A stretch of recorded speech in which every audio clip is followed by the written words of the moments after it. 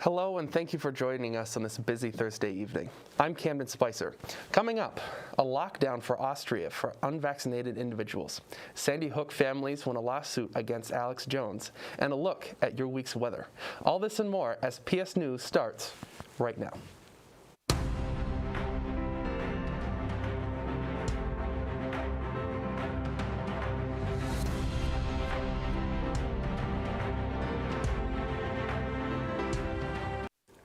Here's what's happening around the world.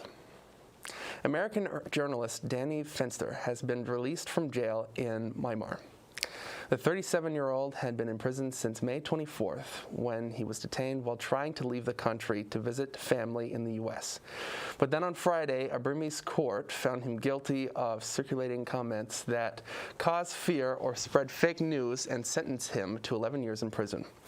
His release comes after former New Mexico Governor Bill Richardson engaged face-to-face negotiations with Myanmar's Commander-in-Chief General Min Aung Hlaing while on a humanitarian trip there.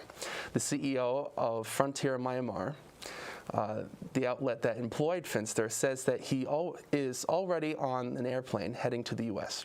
Now, according to the United Nations, about 47 of the 126 journalists that have been detained since Myanmar's military seized control of the country in February remains behind bars. Austria is beginning a mandatory lockdown on Monday for all its unvaccinated residents. Nobody over the age of 12 who hasn't been vaccinated against COVID-19 is allowed to leave their houses except for a few limited reasons. There are spot checks around the country to make sure that nobody is out. Around 65% of the population in Austria is fully vaccinated. That's one of the lower rates in the European nation. Unvaccinated people already excluded from entertainment venues, restaurants, and other parts of the public life in that country. Officials have declared a taxi explosion in Liverpool Sunday a terrorist incident. The explosion occurred as the car approached a women's hospital. UK and counterterrorism police say the device was brought into the car by the passenger who died in the explosion. The driver, who managed to escape, is being praised for his efforts to minimize the damage. 4 men have been arrested in connection with the blast. And now, let's take a quick look at this week's weather. Marcel, you want to take it away? Thank you, Kamden. I'm PS News meteorologist Marcel Gibbs. Now let's take a look at North County weather. Now for today, it was actually pretty hot compared to every other day for these past few weeks. It's not going to continue. Now, let's see, 39 for St. Albans City, 41 for Wilson, 42 for Plattsburgh, 39 for All Sable Forks, and 35 for Dannemora, 32 for Owl's Head, and 31 for Vermontsville. Now, let's take a look at your 5-day forecast. Oh no. So we're seeing clouds all across the board and then some.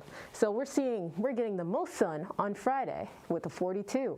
We're getting 40 for Saturday with a little sun peeking in. We're getting rain for Sunday and Monday, 44 and 47 respectively. Or not. We're getting snow on Tuesday. Let's hope it is another fluke, and let's hope that it may just be some flurries. Now, back to the desk. Thank you, Marcel.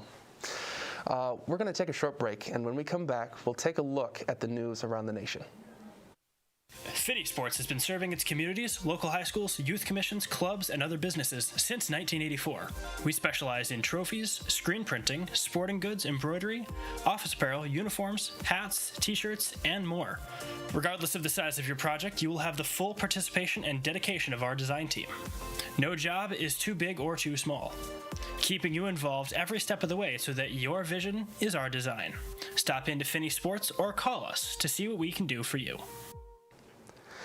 Welcome back. Here's tonight's national news. House Minority Leader Kevin McCarthy says that he called Representative Paul Gosar last week after the Arizona Republican made a violent post on social media. Gosar posted an animated video on Twitter showing him violently ambushing both Representative Alexandria Ocasio-Cortez and President Joe Biden. McCarthy, who had not publicly commented on the episode until Monday, did not directly condemn Gosar's behavior. He only noted Gosar had deleted the tweet after their conversation. House Democrats have introduced a resolution to censor Gosar over the video. It's unclear if or when it will receive a floor vote. Gosier is defending his actions.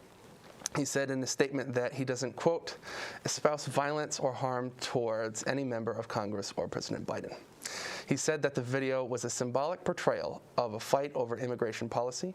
House Speaker Nancy Pelosi has urged the House Ethics Committee and law enforcement to investigate Gosier's actions and for McCarthy to condemn them. Parents in Baltimore County are being told to coordinate other forms of transportation for their kids because of potential protest by bus drivers. School officials got the word drivers were planning another call-out where drivers would call out sick.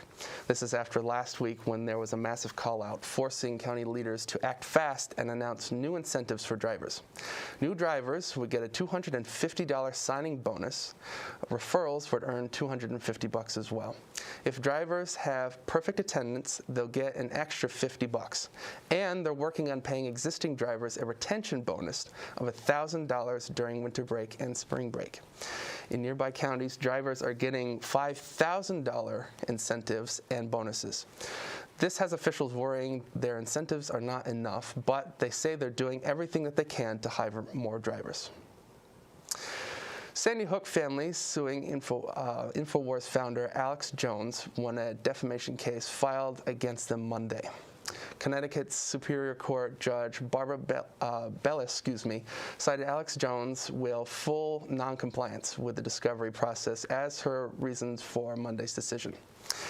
The judge ruled that since Jones had not turned over financial data requested by Sandy Hook family plaintiffs, he loses his case by default. While Jones had previously claimed the Sandy Hook school shooting was staged, he has since acknowledged the shooting was real. A status conference was scheduled for Wednesday as the case is set to proceed to a hearing on damages owed to the Sandy Hook families. The Department of Homeland Security is changing how it hires cybersecurity specialists. The agency has launched a new talent management team system where potential candidates can apply.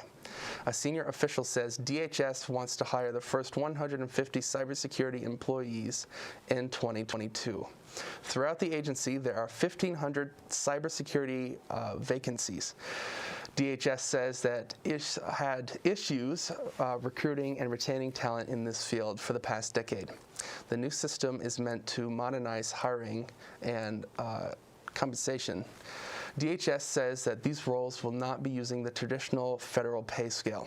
Instead, they will be competitive with what other employers are paying for these roles. PSTV's own Benny Nazai has provided us with the next story. Last month, he had the distinguished honor of meeting longtime NBC5 chief meteorologist Tom Messner, who will be retiring from the station after working there since 1990. At the end of the month, so here's Benny's story on the career of a local broadcasting legend. Now, NBC5 First Warning Weather with Chief Meteorologist Tom Messner. He's no stranger to WPTZ viewers. First thing in the morning. But after calling NBC5 his home for the last 31 years, longtime Chief Meteorologist Tom Messner is calling it a career at the end of next week. Big fish in a small pond is actually true. Throughout the years, Messner has found a sense of comfort in delivering the weather to Champlain Valley residents. One thing about doing weather here is we get everything.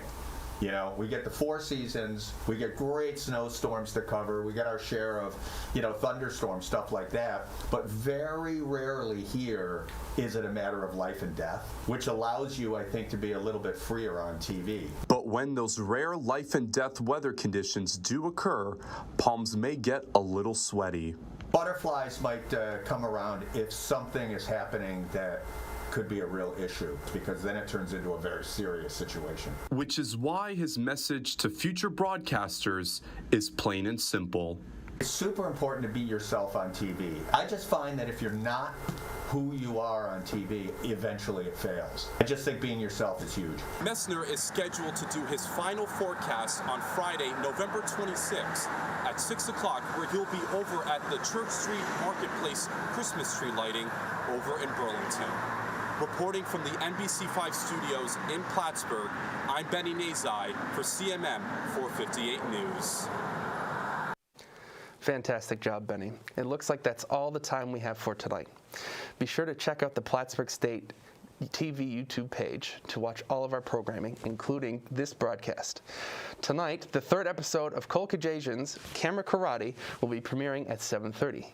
Now, whether you're watching from home or on the go, you can always find PS News on the social media at PS Newsroom and all our shows at Plattsburgh State TV. Thank you for watching. Have a great night, Plattsburgh.